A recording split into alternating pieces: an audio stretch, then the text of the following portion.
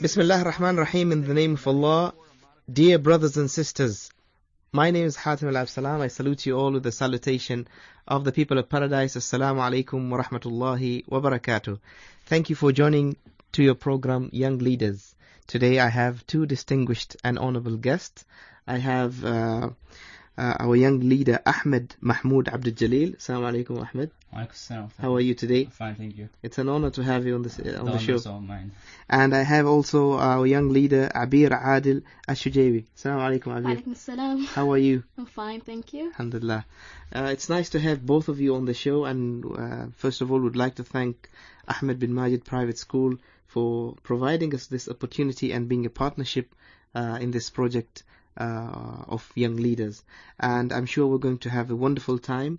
This is the 5th episode in the month of January, and inshallah we're going to carry on till the end of the year.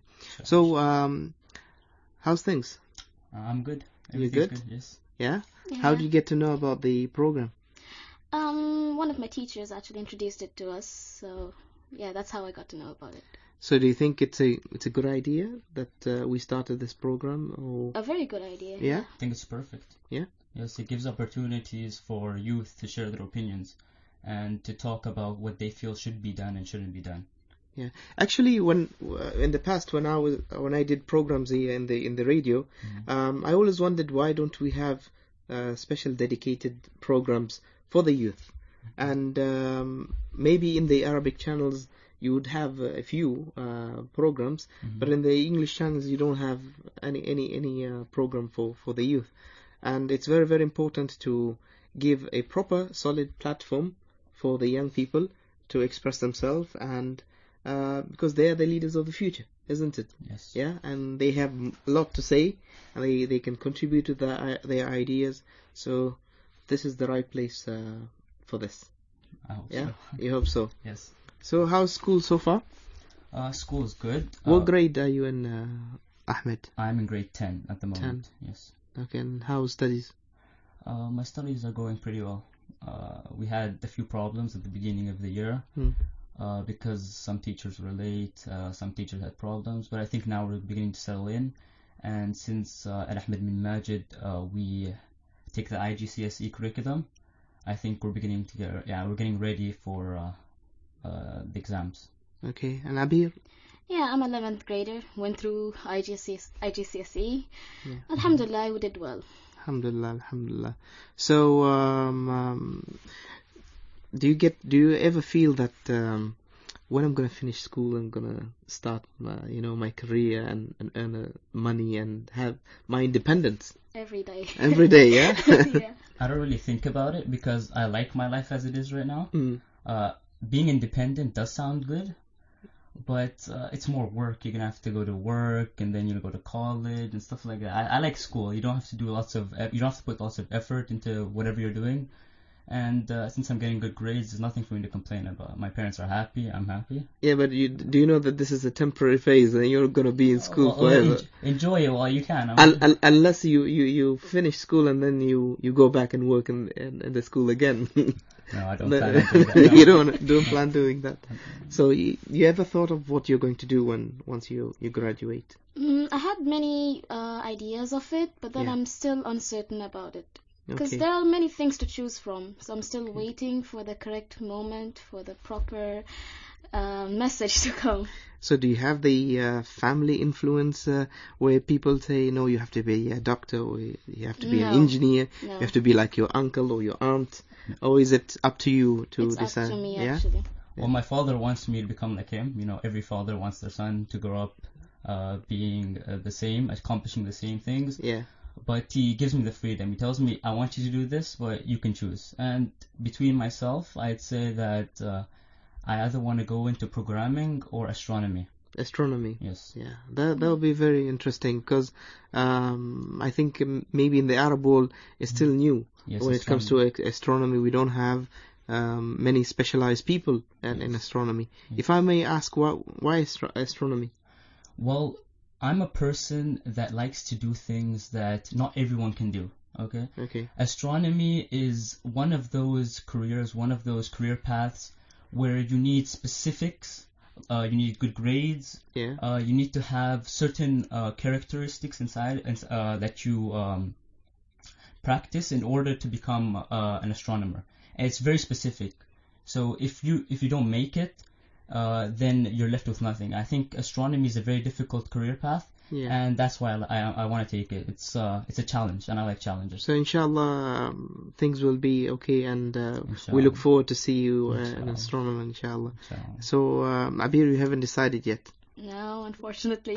But I've been thinking of becoming a lawyer. Yeah.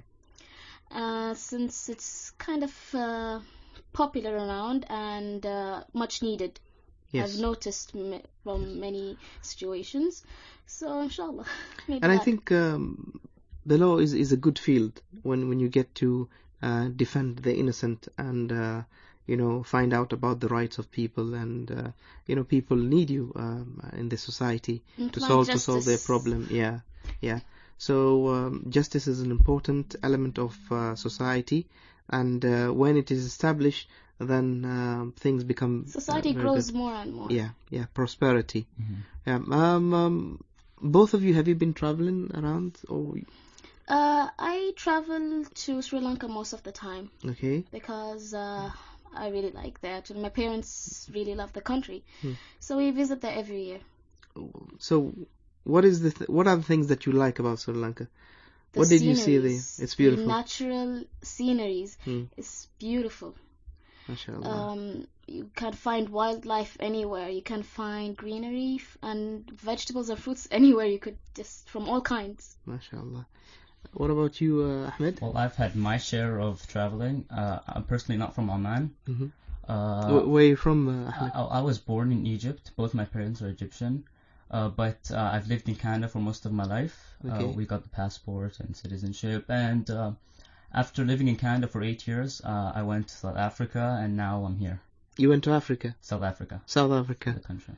So how's this experience moving from one continent to another? It's good. It's great, actually, because you develop... you learn to deal with others. You need to do it with other people's cultures. You learn to make new friends, so you're more social, and it's fun. It's a change. It's like turning over a new leaf, starting anew. And I think it's a learning opportunity. When you travel, you get to see civilizations, Yes. and get to know how people think, how people live, and you get an advantage over others for knowing, different civilizations. That's very good. Mm-hmm. How many languages do you speak, Abir? I actually speak 3 languages. 3 languages. Yeah, English, Arabic, and Malay. Oh, and you speak Malay as well? Yeah. Oh, that's interesting. And how did you come to learn Malay? Because my mom is Malaysian. Oh, that's good. Yeah. Apa khabar? Thank you. Cakap sikit bahasa Melayu. We actually don't speak much. Yeah. Because me and my mom just speak in English. In English. It's a dead language with us. Oh, that's very good. Ahmed, what about you? Okay, let's count them together because I'm not really sure. Okay. So when I was in Canada, I took English and I took French. Okay. Now, I took French, but I don't know how to speak it. Mm-hmm. Maybe I know some words. In South Africa, there's English as well. There's something called Afrikaans. It's close to Dutch. And there's Xhosa. And since What's Xhosa? It's one of the native languages in South Africa. It's the only place in the world where it's spoken in South Africa. Only in certain areas. And you said it's close to Dutch. No, Afrikaans is close to Dutch. Afrikaans is close Yes. to Dutch. Okay. And I speak Arabic, obviously, because I'm from Egypt. That's good. Yeah, I think we will take a short break and we'll get back to the program. Okay. Welcome back, guys. Now, there's an assumption that there's a very big gap between this generation and the previous generation, and maybe sometimes adults label this generation that they might be not irresponsible, rebellious, yeah, or maybe they have a different way of doing things. And what do you think of this? Do you think you're very different from the previous generation? Somewhat, yes. It depends on each family or each generation. There is a gap between sometimes small or sometimes big. Okay. I think we have more opportunities than what our parents had before. Yes. And it makes it difficult for them to understand our lifestyle. It makes it different for them to fully understand us as individuals. And that's why they have problems with us, and they think we're causing problems, think we're rebellious, like you said. Yeah. I don't really think so. I think in our own way, we're just trying to look for answers, because we were born in this generation, and in this generation, technology is developed. In this generation, we seek knowledge. Do you think that this generation is gonna face the same thing with the next generation? So both of you, for example, if you become parents, yeah, would you face the same thing with your kids? Probably yes. Yeah, I agree with that too, because and also the technology would also evolve. Yeah. So the same thing would happen to us, and it's going to be much more difficult. Yeah, in terms of technology, I don't think there was much technology at the past. So people interacted more. They had more outdoor activities than at the moment. But this generation has the thirst for technology and for information. And the information flow is just too much. Sometimes there's useful information, there's unuseful information. Yeah. The only thing that we need to build the bridge between the two generations to have a platform of understanding. So the biggest thing that the parents have is that the role of responsibility. They say that this generation don't have the priorities right. Yeah, I think they're right in some extent. Yeah, so in terms of balancing between like entertainment and responsibility, yeah. When you see the amount of entertainment that you have now in this generation compared to the past, it's huge. But also when you come and talk to the young people, they always say that there's no much entertainment. More has to be done. Yeah. Yeah. We hear that a lot. You hear that a lot. Yeah. We get bored easily. So if we ask you, what is entertainment to both of you? How can you define entertainment? What is entertainment? That's a kind of a difficult question. I'd say entertainment for me actually would be taking a short break. Entertainment, I believe in working. I believe in being serious, and I believe in doing the best that you can. But also I believe in taking a short break here and there, because even though you're exercising your mental ability, you need to give your brain time to relax. You need to do some hobbies. You need to play. Obviously your parents will understand this, because in our parents, in their time, it was basically if you didn't work, you were never going to become successful. Yeah. Okay. Right now we have other opportunities. Like my father always tells me, he's like, if I had the internet, if I had this, if I had that, I would be like the richest person right now. I'll be up on the top. And I'm like, okay, Dad, I have the internet, but I need a break. Yeah. It's like, no, you need to work. So I think that parents nowadays, these days, will never be able to fully understand what we're going through, and likewise, we'll never be able to understand our children. I guess. And the cycle continues. Yes, the cycle continues. I guess the best thing that we can do is try to change our mentality. Try to be more open-minded. Give our children. Educate each other. Yes, give them space. What about coming in the middle? Breaking even between the parents and the children. Yeah. So the child has to compromise a little bit, and the parent has to compromise, and they meet in the center. That's perfect. Yeah. But it's never. So but it's kind of hard to, because sometimes parents could be very stubborn. They want to stand their ground. Yeah. And as children, we have to respect our seniors. But you have to understand that maybe one day both of you will be parents. The role of a parent is taking care of the others. Yeah, they are responsible for your well-being, and being defensive, being aggressive sometimes is just from it's out of love. Yeah, and they feel that maybe they know better in terms of what is good for you. Yeah, so I think the only thing is to get the two generations together, to sit together on one sofa and talk about it. Yeah, talk about it. I think this is what is lacking now. People stop talking. But with the technology interrupting all those gatherings and stuff like that, it's kind of hard nowadays. Yeah. So we have these small gadgets. They're colorful. They pretty. Yes. They change every now and then, and we can't keep our thumbs away from them. Yeah, but sometimes we need to stay away. Yeah, Yes. so keep them away and develop our social skills at the same time. Now, if I give both of you a large amount of money, let's say 1 million riyals, what would you do with it? Probably invest it in a good business. Like what? Drug dealing? No, of course not. Is that a good business? Yeah, it's a good business. It's rewarding, but then it's haram, basically. So what would be a good business? I've always dreamt of opening a library. A library? Yes. That's a good business. It's not exactly a business, but then you could use the money actually to open a library, public library. Do you think people read now? And especially your generation, are they keen in reading? As for me, I am, and as for my friends, they are. Okay. But generally, not many. But I would like to enforce it on them because you never stop learning whenever at any age. Yeah. So having a way to learn without having someone to teach you things. Yeah. You can have a book. That's right. And a book is always there. Yeah. But you have also, and on the other hand, you have the iPad, and people have electronic books, and that will make you bankrupt, isn't it?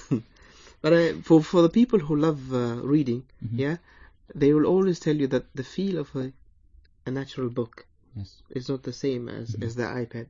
Yeah, they still prefer earning a book and having it in their library and having the feel and the smell and the touch of the book. What about you, Ahmed? Well, basically, I'd say that a book will never compare to any electronic device that we develop. Yeah.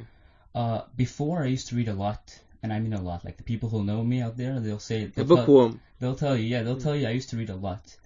I'm becoming a bit lazy, but I'll give you an example. I used to read Harry Potter books. Yeah. Okay, that's how much I liked reading. Those thick books, I used to read them. And then I was like, okay, I read the book. Now let's go compare it with the movie. And then I went to go watch the movie, and it didn't compare at all. The book was way better, 10 times better. The feeling, the tension, the excitement, the thrill, it's just unexplainable. I don't even have the words to explain it. Yeah, I think when it comes to movies, it's more commercial, and movies save time. Yeah, it's you have a short period to express what happened in like 100 years of story. So yeah, you're right. It doesn't feel the same. We're back to the $1 million riyals. What I do with $1 million? Okay. I don't know about the library idea, but you wouldn't be a customer to the library. Yeah. I guess. Okay. Obviously, I'm not gonna be a selfish person. I'm gonna give some to the poor. Maybe start like someone like me. You're poor? Okay. Yeah, I would love to be poor if you have $1 million riyals. Maybe, yeah, I'll give you. Maybe it depends if I like you or not. I start like a charity organization. Yeah. So I can ensure that I'm helping people, and then I won't need all that money. Like personally, I don't have anything that I'll do with the money. The only thing I use my money right now to do is buy chocolate, buy sweets, buy any junk food. Like I don't have anything set. I don't have anything to do with my money. So I guess as long as I'm living happily, as long as I have the money to live happily, then I won't need the rest. Ahmed, whenever you have this feeling that you don't know what to do with your money, can I give you my number and we can get in touch? Sure. You can always do that. You've mentioned something very important is the charity and helping the needy. What do you think of poverty? Yeah, I think there's a lot of poverty around the world. What are the things that we can do in this generation maybe to reduce poverty or eliminate poverty completely? Well, I feel that the money, like the world's economy, is not spread evenly. Like we have more money, like some people make a lot of money and just others, they don't make at all. Sometimes it's their problem because they don't want to work.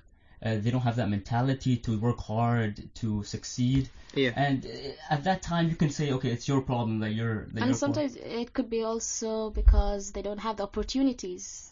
Yeah. Yeah, that could also be a reason. And I guess the charity organizations nowadays, not all of them are meant for charity. Like some of them are just meant for scholarships. Let's just give scholarships to other students. So the target market, the people that they're looking at, are not poor people. They're people that low income. Yeah, they just don't have enough money. Who have a bit financial difficulty. Yeah, just a bit. It's not the poor people. It's not like the dead poor people. It's like. Yeah. But do you believe in feeding the poor or helping the poor to change their condition? So find them a craft or a way. Yeah. The latter, yes. So where can we develop in this area? What can we do in terms of developing them? Educate them, those who are in need of education, because some cannot afford it. Yes. So why not have volunteers to help them out with their needs, educate them, help them with hone their talents, find their talents, and let them help use it for their own good. Normally, you find the charity organizations are run by adults. Yeah. You hardly see any young people being involved in the charity work. Why do you think is that? Is that true in the first place? Actually, no. I've been into many volunteer campaigns for charity. No, actually, it is quite many youngsters. They do involve themselves into charity. I know many people, and I've been into some myself. I think it's spread it out evenly. And how does it feel to help others? Very good, of course. It feels good, huh? It's very satisfying. You get the feeling that you actually feel gratitude for what you already have. Yeah, good. Ahmed, transferring knowledge. Yes. Yeah, we all have a set of skills or set of knowledge, and one day or another we're going to be successful. We're going to have careers, and inshallah, and we need to transfer this knowledge to others. Yeah, yes. And we can start with our own community. Yeah, so yes. That can be part of charity as well. People, when you say charity, they only think of food and shelter. Yes. Yeah, but there's other ways that you can do charity is by spreading knowledge. Yeah, I remember there was a group a few years back when I was a young man like both of you, and this group was a charity organization specialized in educating the poor. So they will have classes like for English and math and computers for the kids of the poor families. So they would teach them for free. And that was a very good initiative at that time. I think we're running out of time. We'll be back after the break. Sure. So, dear listeners, welcome back to your program, Young Leaders. We have Ahmed here and Abir, and we had a very good discussion about poverty. We're going to continue with that. But before that, we want to remind our listeners that they can always call us on 24602058. That's 24602058. Please do call and share your thoughts about our show, about our young leaders, about everything. You're most welcome to call. Ahmed, you wanted to add something about poverty? Well, a while back when I was on YouTube, one guy made a video about poverty, how to help the poor. And when I was reading the comments, I actually came upon a comment that really angered me. It was a lady, I think. She was saying that why should we help the poor when they're gonna grow up and they're gonna give birth to children that are gonna be poor, and then my children are gonna have to feed those poor people, and then the cycle's gonna continue. So it's like, why should we even bother ourselves? Just leave them. I think that's really bad. Such a mentality is not good. We need to always help those that are in need. That's what I was taught, and I stay steadfast by that ideology. I think, Ahmed, what you said is very important, and I salute you for saying that. And people have to understand whatever position that we have, it's not from our own will. Yes. Yeah, it's from Allah subhanahu wa ta'ala. He is the one who gives us everything, whether it is wealth, whether it is houses, whether it is comfort, and it's a balance in life. Some people would have the privilege of having the necessities of life. Some would be deprived for us to help them out. Exactly. So we shouldn't label people that, no, this is my money and I'm giving to you. And I think this is where we come in. our generation, we have to do something about it. We have to educate people. We have to make a difference to change the mindset of such people. Yes. Yeah? Yeah. Okay, we have a few social problems in our community and many other communities. And one of them, which is really becoming a concern, is drugs. Yeah. The widespread of drugs, especially to young people. What do you think of that, Abir? You hear stories now and then about drugs and young people being addicted to drugs, and you somehow are worried when it comes to your children, to your loved ones, to your friends at school, not to be affected. What can we do to solve this problem, Abir? First and foremost is education, to spread awareness about it. And we've got I'd like to come in there, but because most people, they believe that drugs is a problem that we can solve using awareness and education. Now, I'm not saying that those aren't good solutions. I'm just saying that those are shallow solutions. Like, if we look at the past, we'll see that no matter what we've done, we've never been able to fully conquer this problem. We've never been able to solve this problem. And I think that's because we're not going deep enough. We need to dig deep. We need to go to the core of the problem. We need to search for the core of the problem. So, for example, what I think should be done is we first need to identify why people take drugs. And in my opinion, it's because they are living bad lives. They had a catastrophe, maybe they had a tragedy. They've been affected by peer pressure. All these other negative causes are the ones that made them to use drugs, because their lives is difficult. Their lives are difficult, and they're searching for an easy way out. So we need to help such youth and other people. Like, we can build centers where people can talk about their problems, help them recover. We can have more sports activities to help conquer depression, which is one of the main causes, one of the main reasons why people look to drugs as the solution. And we can have things like, the annual open book day, something like that. Yeah, book fair. Yeah, book fair. It brings people together. They bond together. They feel happy.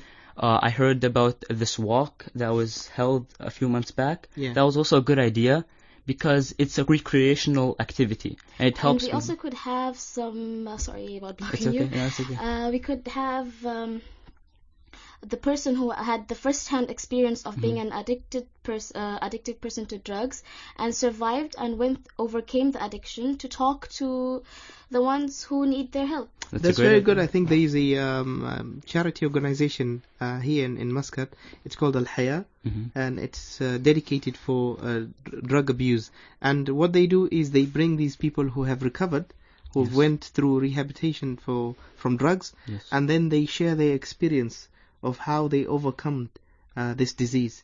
The threat now that we have, Ahmed, what you've said is very true, is that the people who have depression, who have problems, and they get into drugs. But the other threat that we have, the people who have been dragged into addiction. So you might have a friend thinking that he's a friend, and he might slip something into your cup or something, and then you end up using drugs. So this is the other threat, the unseen threat that we're talking about. And in my opinion, I think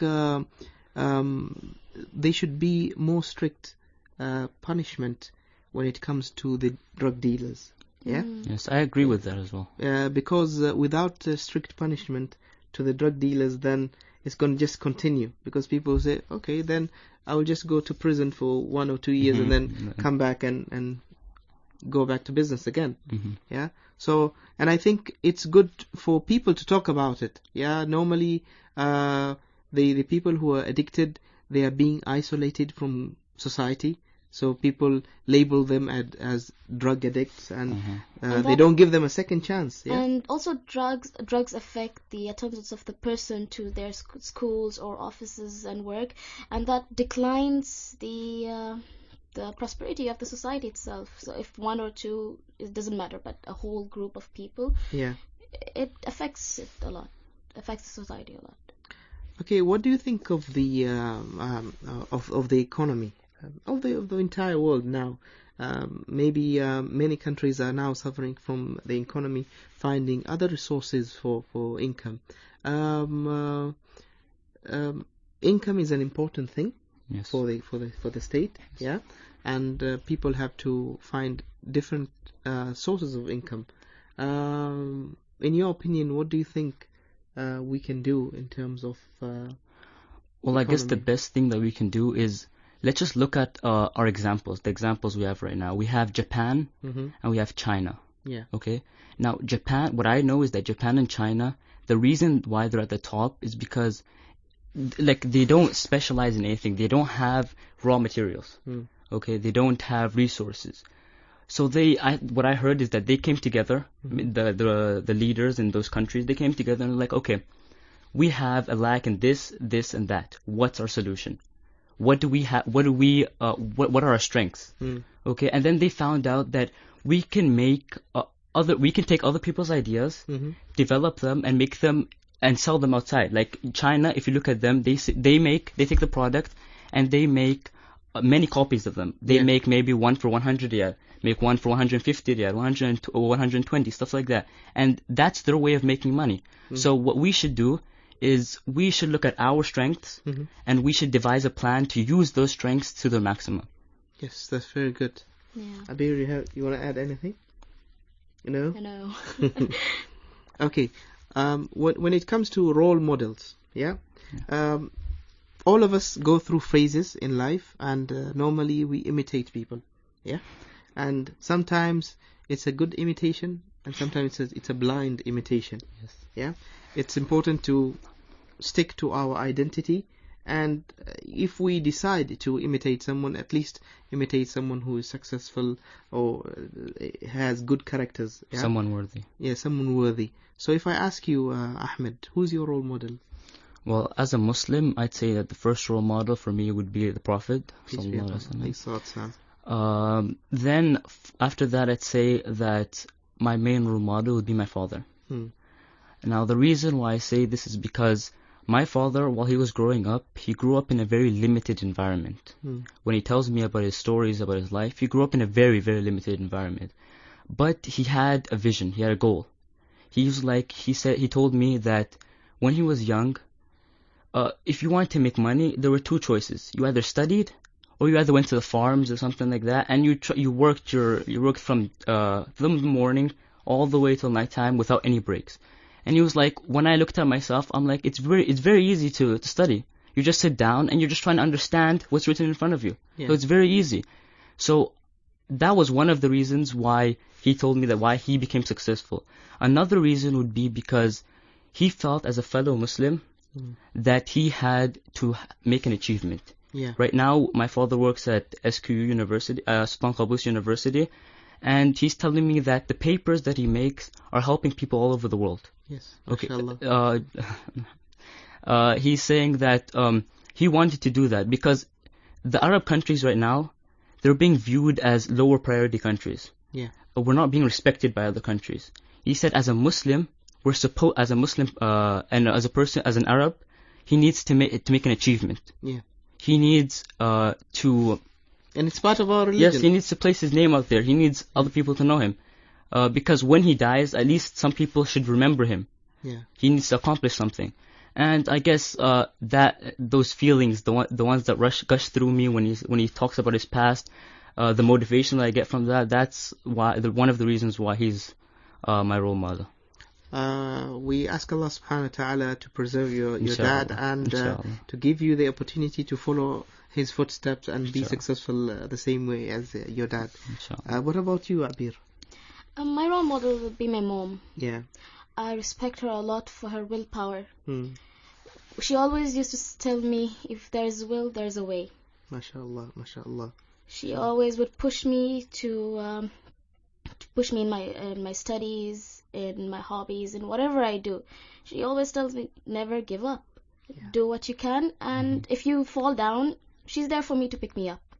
I think what I'm seeing today, what I'm witnessing today is very unique, that both of you have a very close bond with your parents. Yes. And this is very important. It's a partnership. Yeah. One hand doesn't clap. This is the saying that one hand doesn't clap. So you need your parents, and you need your efforts also the same place. You put in your effort, and your parents guide you through the path where you will find success. Yes. So I wish both of you all the best in your careers and in following the footstep of your parents and your friends around you. Yeah, you have different type of people surrounding you at school and maybe out of school. And one day, both of you will have careers, you'll have families. Do you think you'll always have time for your friends? Will you always be in touch with your friends? Or is it just a phase and then... Yes, of course, because what's life without friends? Yeah. Like, what are we without our friends? We wouldn't be here without our friends. We need people of our age, of our mentality to hang out with, to share our ideas. Yes. Yeah. Sometimes you find your friends, having slightly different approach to things, that might not be compatible to you. How do you react to certain things? If, for example, you're raised in a certain way, and your friends are raised in a certain way, and in your standards, to do something in a particular way is wrong. Like for example, to mock someone, to insult someone. It's wrong. But to them, maybe it's having fun. So do you play a role in advising your friends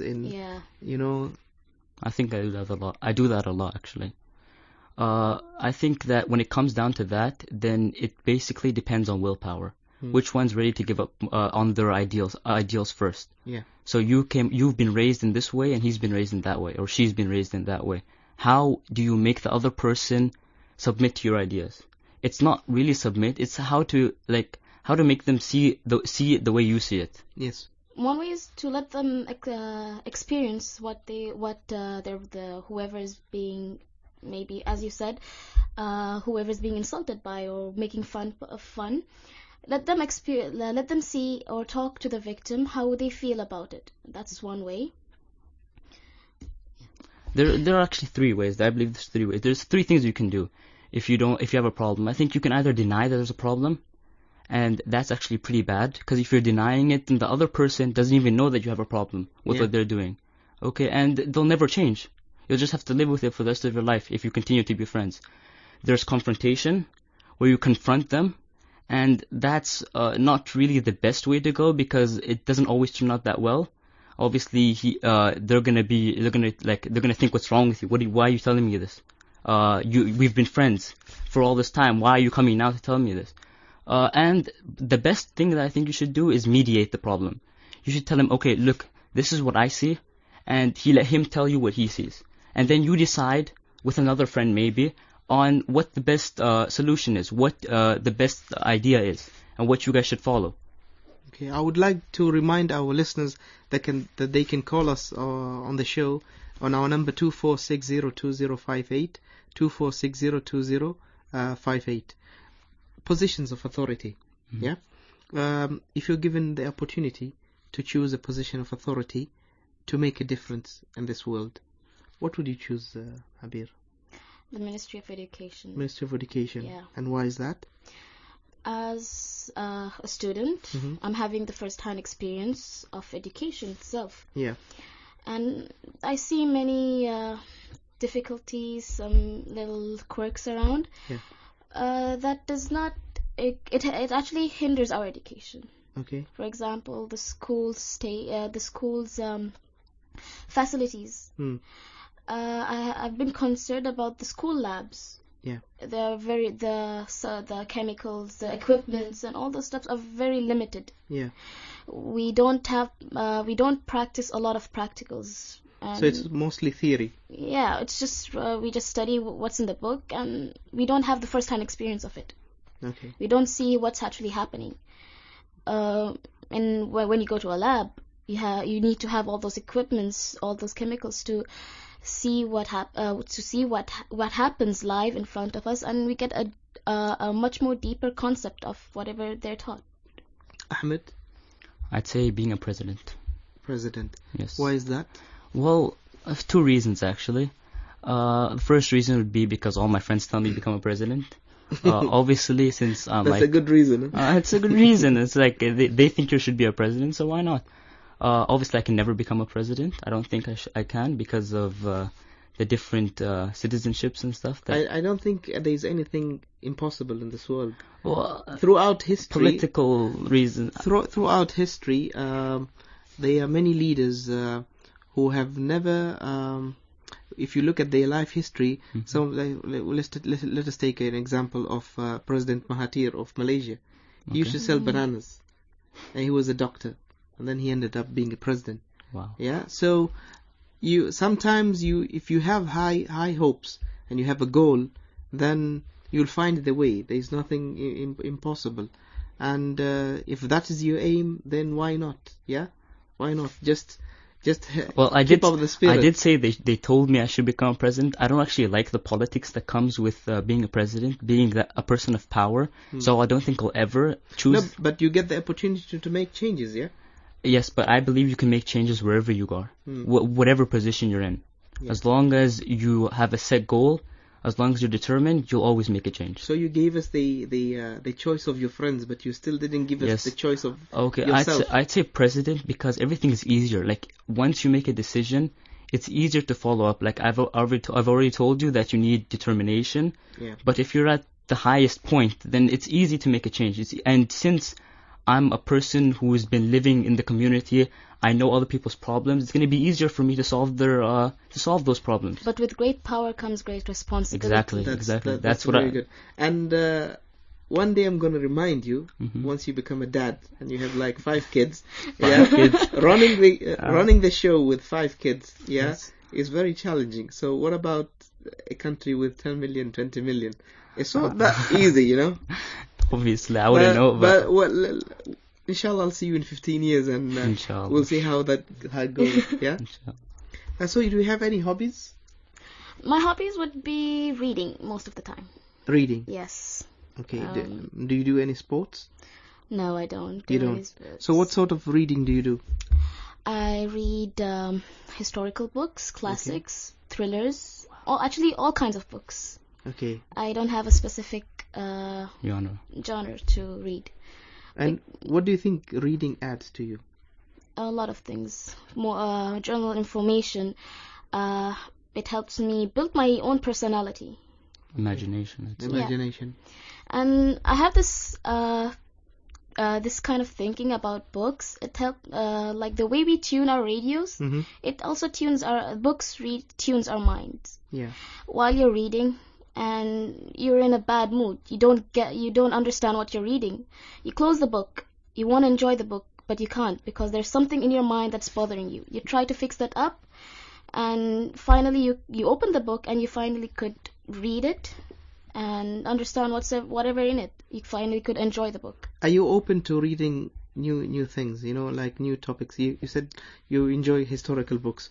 What about if you read in a different area? Yeah. Are you open to that? Yeah, sure, of course. You don't mind? I don't mind at all. Okay. Ahmed? I have many hobbies. I used to read like her, but now I'm more into sports like basketball, soccer. I also do, I don't know if you can call this a hobby, but video gaming. It can be a hobby. Yes, it's becoming known. There's a lot of people stream, people make money from just playing games. So I like to develop myself in that area because I feel that when I grow up and when I'm in university, some people they have to go work at other jobs. They have to do other jobs in order to make the money to study abroad. Yeah. For me, I'd say, because I've seen other people who have done this, I'd say that you can just play a game that you like, stream it live. Other people will watch you, and you'll be able to make money off that. And you'll be able to educate yourself, and at the same time you're enjoying yourself. That's very good. Many adults have this opinion that this generation, they don't know the value of money, and I don't know if that's true. Yeah. What do you think of that? Do you feel that it's not only young generation kids. It can be adults too. Because you see adults every week, they get new phones and new cars. You just see them do. So if it's okay for them, it's okay for us as well. No, of course not. It's not good for any of us. Yeah. We gotta limit ourselves. I'm in no position to give any advice or anything about this because I'm also victim to that. I never save up money. Once I have the money, it's gone the next day. So how are you a victim? How are you a victim? I spend too much money. Way too so much. You're a victim. Right? Yes, no, I actually don't spend money. You don't spend money? I actually don't get money. I have whatever I need with me. Okay. So I got a phone. I don't need anything more than that. Yeah, but when years pass by and you grow up, the needs increase. Yeah, so every time something new comes up. Ahmed, you spoke at the beginning about programming. You mentioned programming. Yes. You wanted to say something about programming. You have a passion for programming. Yes, I think. I wanted to advise other teenagers out there who are interested in programming but have never found the time to actually read about it, to actually come into this field. Because I've read an article that said that in the future, in like 5-6 years, programming is going to be a thing. Programmers are going to be like the superheroes of tomorrow. They said that in the future, there's going to be 1.3 million job opportunities for programmers. And in that time, there's only going to be about 1 million people who actually qualify for this job. So there's going to be around 300,000 vacant jobs for anyone who wants to join. Yeah. So it's a great opportunity. How do you get into this, Ahmed? How do you get into programming? If I'm a beginner and I want to learn about programming, what are the ways for me to learn about programming? Well, there's always YouTube. There's always searching it up on the internet. I got into programming because of my father. He told me it's a good idea because no matter what you do in your future, employers look at your CV and once they see programming, then automatically their opinion changes about you. You automatically get first priority pick in that job, and that's because programming is diverse. You can do whatever you want with programming. You can calculate stuff. Say you have a problem in math, you can just make a simple program that can solve that question. Say you I watched a video where a guy, he made a program just to monitor how many subscribers he had on YouTube. It's very easy. It's fun because you get to create what you want. And I actually want to quote what Bill Gates said. Bill Gates is the founder of Microsoft. He said, teach your children how to program because it teaches them how to think. Programming is very diverse. You can do whatever you want with it. That's brilliant. The other thing I wanted to mention is wisdom. Yeah? There is a sense that wisdom is almost being extinct in this generation. Okay? We are very advanced in technology. We are very advanced in our skills. But we are deteriorating in our human skills. Yeah, in communication. In being... I don't know how I can put this, in being arbitrator between two people, being advisable, people who speak wisely, people who have the quality of wisdom. I don't know, what do you think about this wisdom? Well, I say that this is tied up to reading. We don't read enough, and wisdom comes from reading. It comes from learning. Reading books is like the best way to gain knowledge. And since we're lacking in that, I think we're also lacking in other areas like wisdom and stuff. Will it affect us? Yes. Will it affect our life? Will it affect our relationship with our spouse, with our children, with our co-workers? Okay, we have the technical skills, but what about the human skills? I don't really know. I never really thought about it that way. It's a good question, but I would like to search about it first. Okay. How do you guys spend your weekends? What do you do normally in the weekends?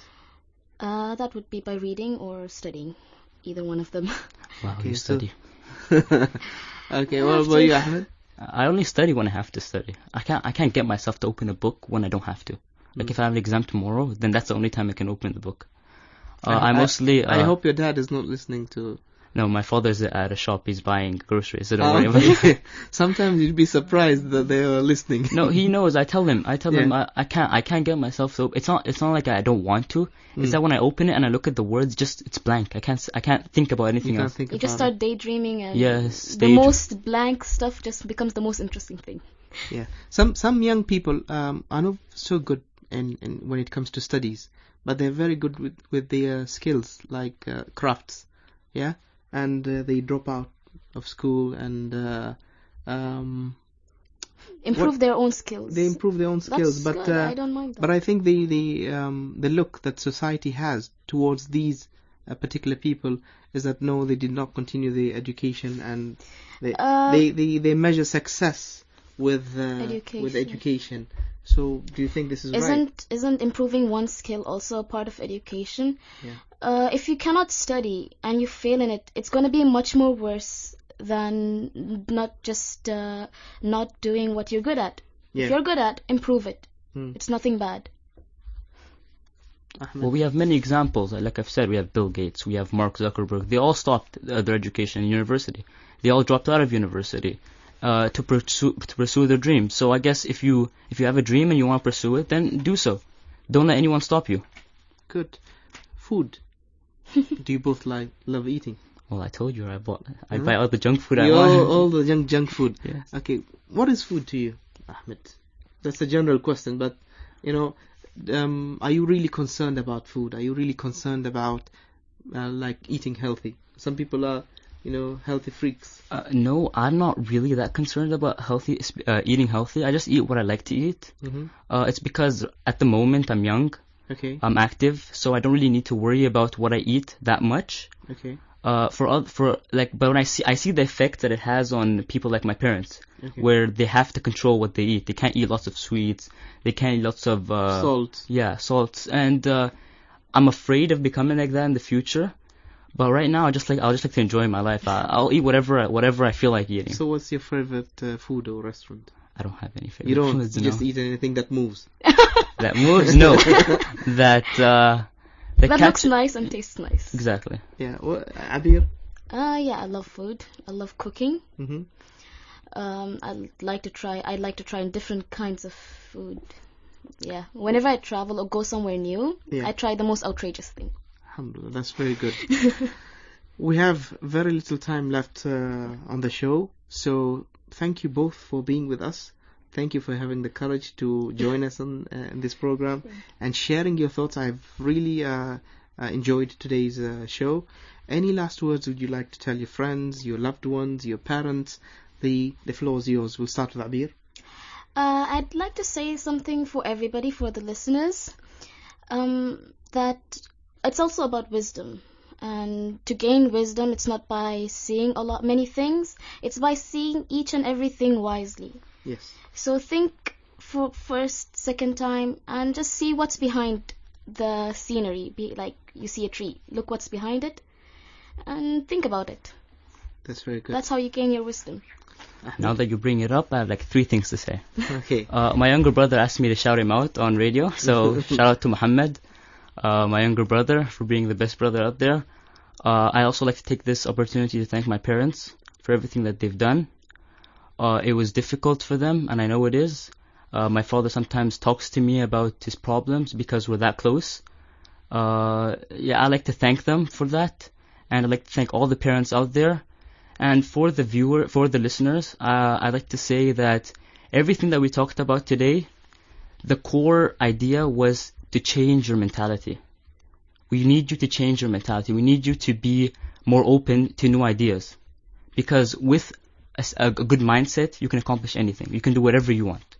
Ahmed, thank you very much. Abir, thank you very much for joining us. See you all next week, inshallah, with the next episode of Young Leaders. I'm your host, Hatwil Absalam, signing off for today. Assalamu alaikum wa rahmatullahi wa barakatuh.